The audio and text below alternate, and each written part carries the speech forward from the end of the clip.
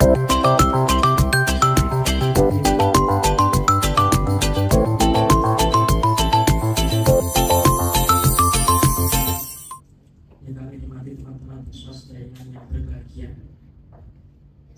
warahmatullahi wabarakatuh. Puji syukur kita panjatkan kehadirat Allah Subhanahu wa taala yang mana telah melimpahkan rahmat dan karunia-Nya sehingga kita dapat berkumpul dalam kegiatan seminar hasil pelaporan orientasi pengenalan nilai dan etika pada instansi pemerintah bagi P3K Kota Surakarta dengan sehat. Amin. Baik, langsung saja pemaparan laporan hasil orientasi yang akan disampaikan oleh beliau Saudari Desi Adi Permatasari. Mohon waktu saya serahkan kepada Mbak Desi. Terima kasih.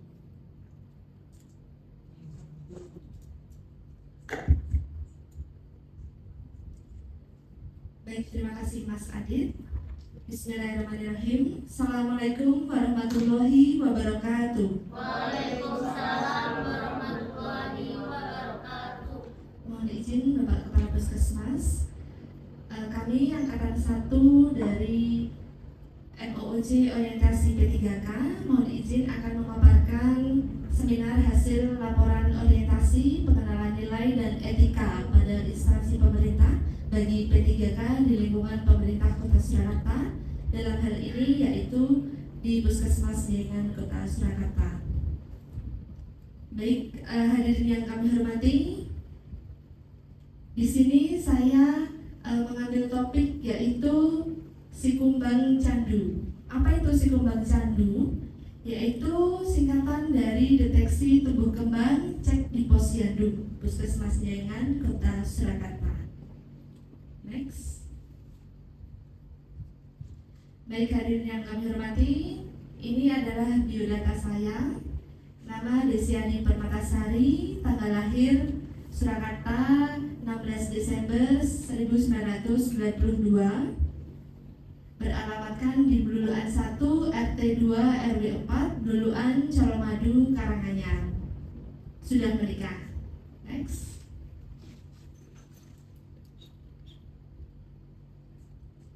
Baik, pada bab 1 yaitu pendahuluan akan kami sampaikan tentang latar belakang, maksud dan tujuan, serta waktu dan tempat.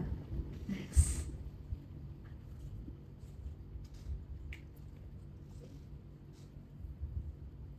Latar belakang kenapa saya Desi Adi Permatasari mengambil topik Sikumbang Candu. Yang pertama, latar belakangnya yaitu dalam rangka mendukung pelaksanaan tugas, fungsi, dan peran diperlukannya adanya orientasi pengenalan nilai dan etika bagi P3K di pemerintah Kota Surakarta. Latar belakang yang kedua yaitu hasil dari tindak lanjut kegiatan PKAT Puskesmas Jaingan yang kurang optimal. Yang dimaksud di sini kurang optimal yaitu karena PKAT itu sasarannya hanya pada usia 6 bulan, ya. 6 bulan sampai 7 bulan.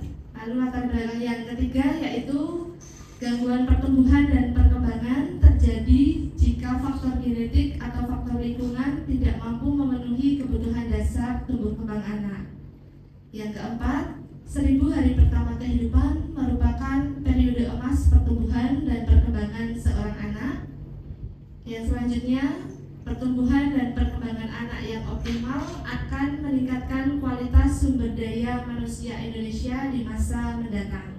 Serta yang terakhir, kurangnya kesadaran ibu balita tentang pemantauan perkembangan balita. Maksud dan tujuan yang pertama, mengenal nilai dan etika dari instansi pemerintah Kota Surakarta. Yang kedua yaitu dapat mengaktualisasikan nilai dasar ASN berakhlak sesuai dengan core value ASN yaitu berakhlak, yang mana singkatan dari berorientasi pelayanan, akuntabel, kompeten, harmonis, loyal, adaptif, dan kolaboratif.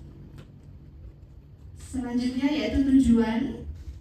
Tujuan di sini yang pertama pengenalan tugas dan fungsi ASN, yang kedua pengenalan nilai dan etika, yang ketiga pemahaman dan penyediaan informasi kepada P3K yang baru diangkat, yang keempat mampu melaksanakan tugas yang menjadi kewajiban.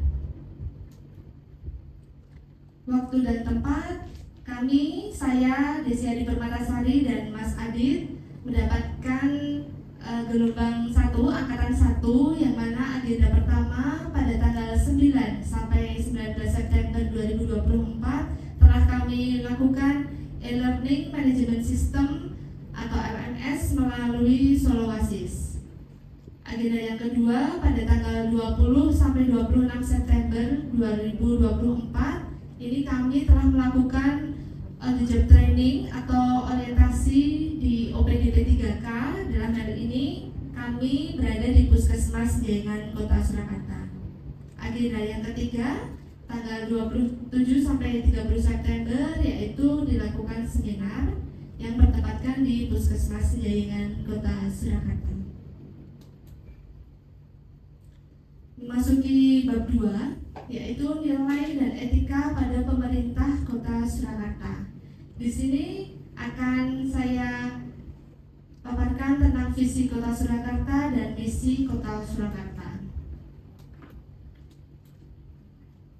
Next. Visi pemerintah Kota Surakarta yaitu mewujudkan Surakarta sebagai kota budaya yang modern, tangguh, gesit, kreatif, dan juga sejahtera. Next. Sedangkan misi dari pemerintah Kota Surakarta sendiri terdapat 7. Yang pertama yaitu meningkatkan kualitas kesehatan masyarakat yang berkelanjutan. Yang kedua, memperkuat pertumbuhan ekonomi yang adaptif dan berkelanjutan. Misi yang ketiga yaitu mewujudkan tata ruang dan infrastruktur kota yang mendukung pemajuan kebudayaan dan pariwisata yang berkelanjutan. Yang keempat, meningkatkan kualitas dan daya saing pemuda dan masyarakat umum di bidang pendidikan, ekonomi, seni budaya, dan olahraga. Misi yang kelima yaitu mengembangkan tata kelola pemerintah dan pelayanan publik yang gesit, kolaboratif, berlandaskan semangat gotong royong dan juga kebinekaan. Yang selanjutnya yaitu mewujudkan kemakmuran dan kesejahteraan bersama warga kota yang berkeadilan dan inklusif. Yang terakhir yaitu mewujudkan daerah yang kondusif dan kerukunan antar umat beragama dalam tata kehidupan bermasyarakat yang saling menghormati. Bab 3, nilai dan etika organisasi. Next.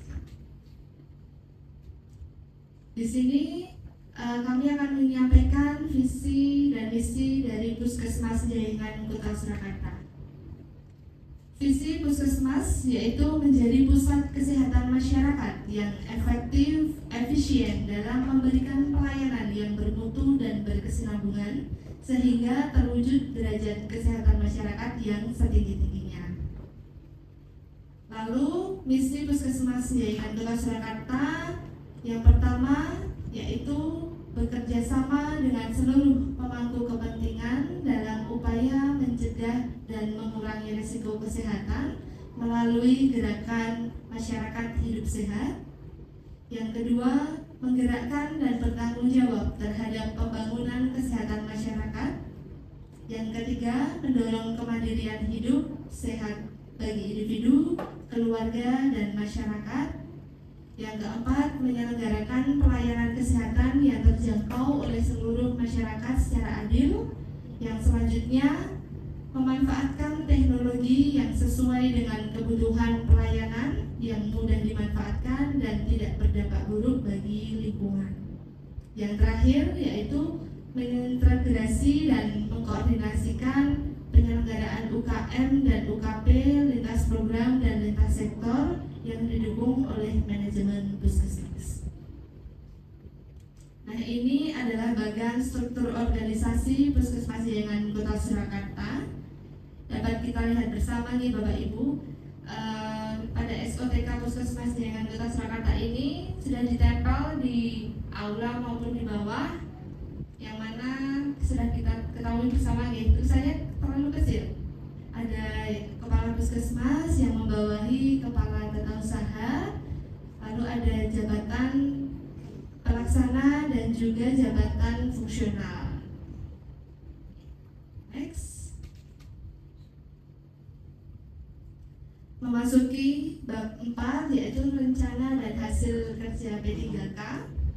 Di sini saya mengambil Sikumbang Candu, latar belakang dari mengapa saya mengambil tema atau judul Sikumbang Candu, yaitu gangguan pertumbuhan dan perkembangan terjadi jika faktor genetik atau faktor lingkungan tidak mampu memenuhi kebutuhan dasar tumbuh kembang anak. Lalu pertumbuhan dan perkembangan anak yang optimal akan meningkatkan kualitas sumber daya manusia Indonesia di masa mendatang. Karena itu maka sangat penting kesehatan daripada kesehatan balita, makanya di sini saya mengambil tema Sikumbang Candu. Sikumbang Candu ini singkatan dari deteksi tumbuh kembang cek di posyandu. Next. Sebelumnya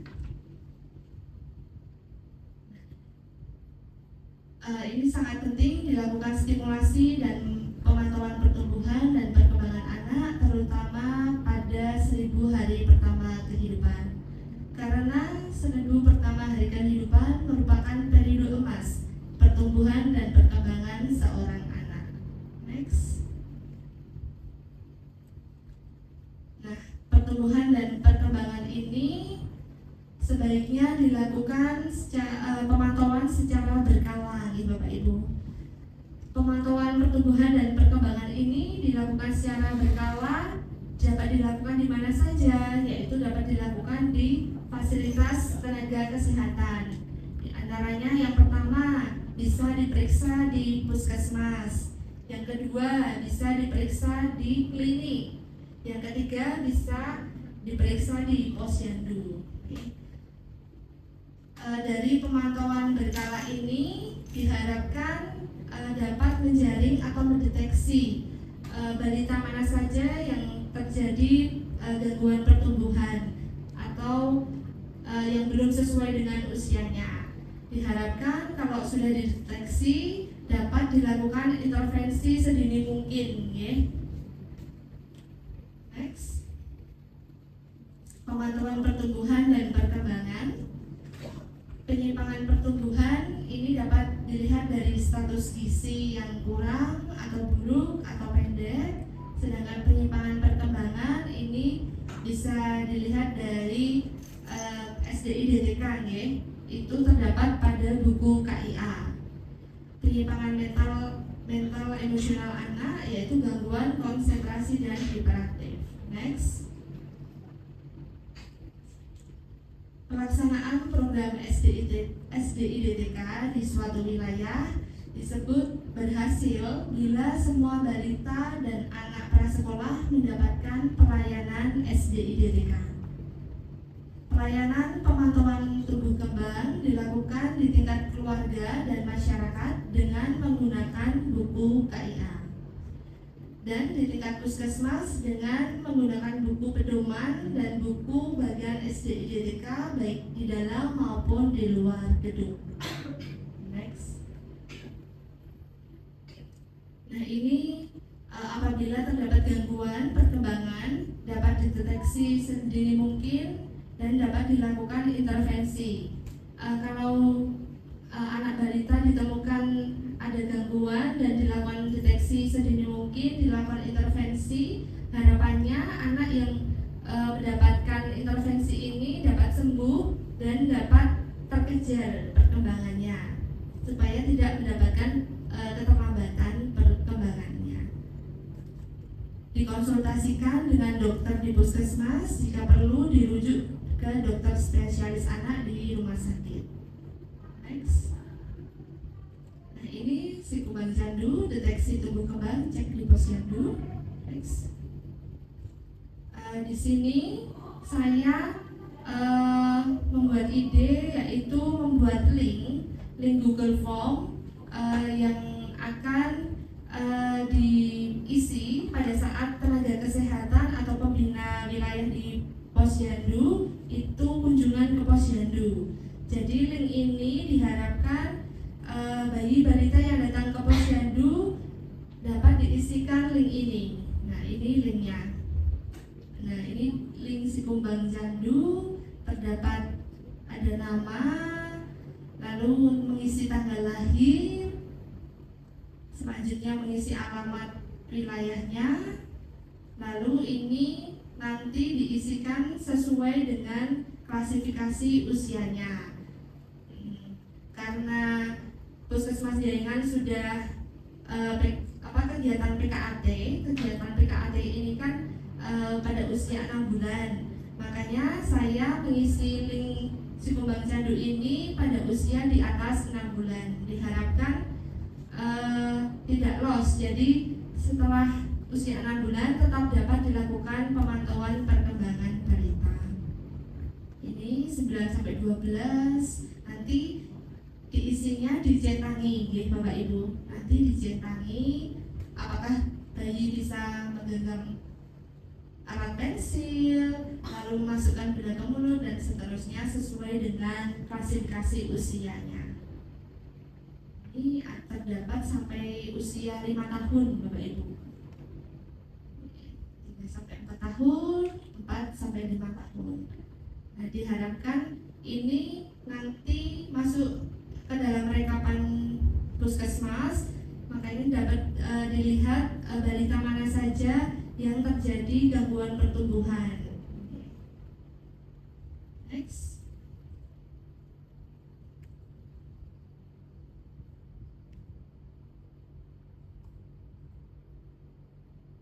Rencana hasil kerja.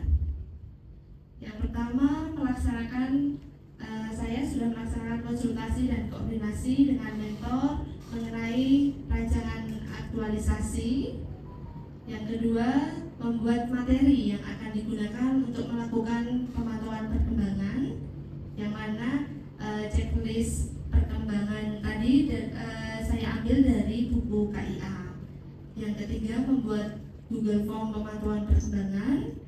Yang keempat, melaksanakan edukasi tentang Google Form si kembang candu. Yang kelima, melakukan evaluasi dan pelaporan. Next. Rencana kerja menengah. Pada tahun pertama, saya akan mengefektifkan kegiatan si kembang candu di Puskesmas Jayengan. Tahun kedua, melanjutkan kegiatan rutin pemantauan perkembangan dengan si kembang candu. Tahun ketiga, melanjutkan kegiatan rutin pemantauan perkembangan dengan checklist si kembang candu. Yang keenam, melanjutkan kegiatan rutin. Yang tahun kelima, yaitu melakukan evaluasi kegiatan. Next. Bab 5, penutup. Next. Hadirin yang kami hormati, kesimpulan daripada paparan ini yaitu pertama, dengan adanya pemantauan perkembangan menggunakan si kembang candu, maka dapat menjadi alat bantu pemantauan perkembangan balita. Yang kedua, dengan adanya aktualisasi ini diharapkan balita yang memiliki keterlambatan perkembangan bisa segera mendapatkan penanganan. Yang ketiga, memberikan bekal bagi ASN dan P3K untuk menyesuaikan diri dengan budaya kerja pemerintah Kota Surakarta dalam rangka pencapaian visi misi melalui aktualisasi pelaksanaan tugas. Yang keenam, di lapangan mendapati banyak program puskesmas yang harus diselesaikan, maka diharapkan ASN senantiasa memegang teguh nilai-nilai dasar profesi ASN sehingga segala keterbatasan bukanlah kendala, melainkan dapat menjadi motivasi dalam meningkatkan kualitas mutu pelayanan kepada masyarakat. saran bagi tenaga kesehatan, yaitu saling mendukung dalam pelaksanaan tugas dan fungsi dengan baik. Dan juga bagi Pak Dr. Ajeng mohon izin dapat memberikan dukungan, bimbingan, arahan, serta evaluasi terhadap kinerja pegawai dalam pencapaian tujuan organisasi. Lalu selanjutnya yaitu melakukan pemantauan kesehatan dapat menggunakan media digital dan dilakukan secara berkesinambungan. Nah, ini lampiran daripada kegiatan orientasi kami. Yang pertama foto-foto konsultasi dengan Bapak Kepala Puskesmas yang sebagai mentor kami. Next. Lalu lampiran yang kedua ini edukasi tentang pemanfaatan perkembangan anak dan sosialisasi si kumbang candu. Ini sudah kami sosialisasikan pada kegiatan PKAT pada hari Sabtu kemarin. Next. Baik, terima kasih. Demikianlah paparan hasil orientasi P3K saya Desiari Permatasari. Waktu saya kembalikan kepada moderator Mas Aditya Murti. Wassalamualaikum warahmatullahi wabarakatuh.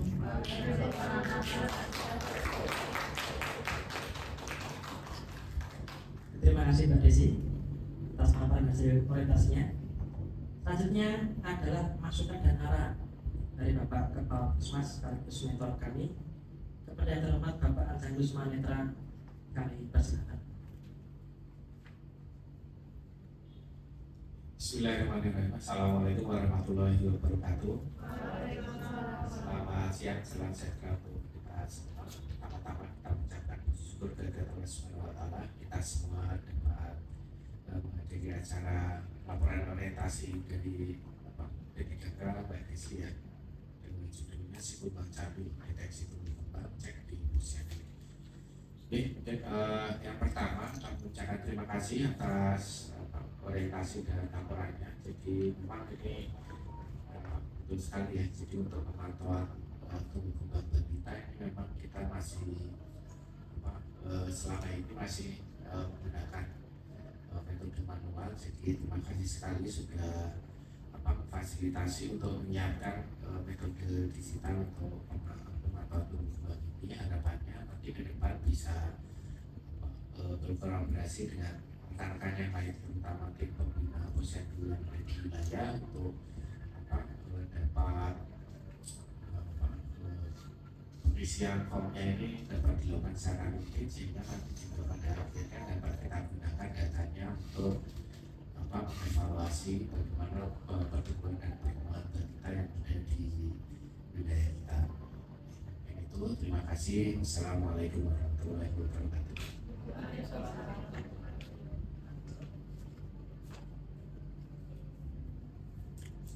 Oke, terima kasih Pak Ajeng atas masukannya. Teman-teman yang berbahagia, sekian orientasi dari kelompok 1 Mbak Desi dan Mas Adit. Semoga apa yang dipaparkan bisa bermanfaat bagi banyak orang, khususnya karyawan Puskesmas jaringan. Sekian dari saya, terima kasih. Wassalamualaikum warahmatullahi wabarakatuh. Waalaikumsalam.